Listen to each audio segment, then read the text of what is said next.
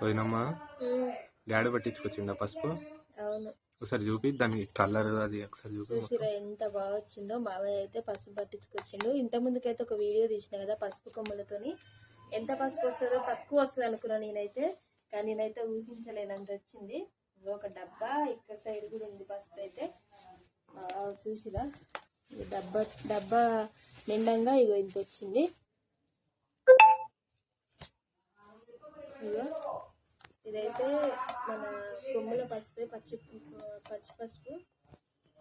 అంటే ఇట్లా పచ్చి పసుపుని ఫస్ట్ వాటర్ వేసి ఉడకబెట్టిన తర్వాత ఎండకు 5-6 రోజులు ఎండిన తర్వాత దీన్ని తీసుకుపోయి ఇట్లా పట్టేయాలన్నట్టు. బాగుంటుంది. మేమైతే డైలీ ఇదే వాడతాం. మా కూరలు కూడా పచ్చగా ఉంటాయి అంటారు. అది కారణం అయితే ఇదే, ఎందుకంటే ఇదే మేము పట్టించింది వేస్తాం కాబట్టి ఇట్లుంటుంది. మాకైతే ఇంత పసుపు వచ్చింది. మరి ఈరోజు అన్ని కొమ్ములకైతే ఇంత పసుపు వచ్చింది.